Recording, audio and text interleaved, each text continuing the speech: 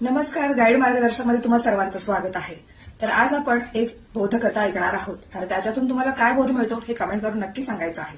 तर सुरुवात करूया. एकदा काय होतं, एकदा एका गडद रात्री एक काजवा, ज्याला आपण इंग्रजीमध्ये फायरफ्लाय म्हणतो, जंगलातून उडत होता आणि आपल्या प्रकाशात नाचत होता. त्याच वेळी एका झाडाखाली एक साप बसलेला होता. तो काजव्याचं तेज बघून विचार करू लागला, हा छोटासा काजवा माझ्यापेक्षा अधिक तेजस्वी का?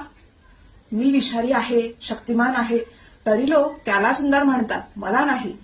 मला बघून लोक दूर पळतात किंवा मला मारायला तरी धावतात, पण काजव्याला बघून खूप खूप खूप खुश होतात, आनंदी होतात आणि त्याला बघत किती वेळ उभे असतात. हळूहळू त्या सापाच्या मनात मत्सर भरला.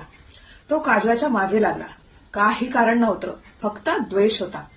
तर मागे लागल्यानंतर काजवा घाबरून म्हणाला, हे नागराज, मी तुझं काही केलं नाही, मी तुला काही त्रास दिला नाही, मी तुझं अन्न देखील नाही, ना तुझा शत्रू, मग माझ्या मागे का बरं लागलायस तू माझा पाठलाग का करतोयस? ह्यावर साप म्हणाला, मी तुझा पाठलाग करण्याच्या मागे एकच कारण आहे, ते म्हणजे तुझं तेज. तुझं तेज, तुझी चमक मला खूप त्रास देते. तुझं प्रकाशमान अस्तित्व माझ्या अंधाराला चिडवतंय. आणि शेवटी सापाने त्या काजव्याला गिळलं. परिणाम, त्या सापाच्या पोटात तेवढा पुरता म्हणजे तात्पुरता उजेड झाला आणि मग पुन्हा तो अंधारात बुडाला. जेव्हा मनुष्य दुसऱ्याच्या तेजाकडे द्वेषाने बघतो, तेव्हा तो स्वतःचा नाश करत असतो. प्रकाश नष्ट करण्याचा प्रयत्न करणारा स्वतः अंधारात गिळला जातो.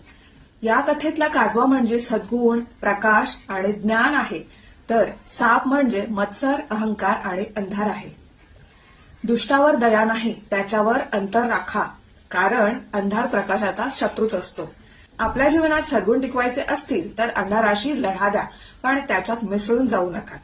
तर मंडळी, ही कथा तुम्हाला कशी वाटली? ही कथा हितोपदेश, मित्रलाभ आणि पंचतंत्र मित्रभेद भागातील प्रतिकात्मक संवादांवर आधारित आहे. वेदमूर्ती ज्योतिषाचार्य पंचांगाते श्री रोहनजी आचार्य गुरुजी यांच्या मार्गदर्शनाने गाईड मार्गदर्शक याच्यावरतीही प्रसारित केलेली आहे.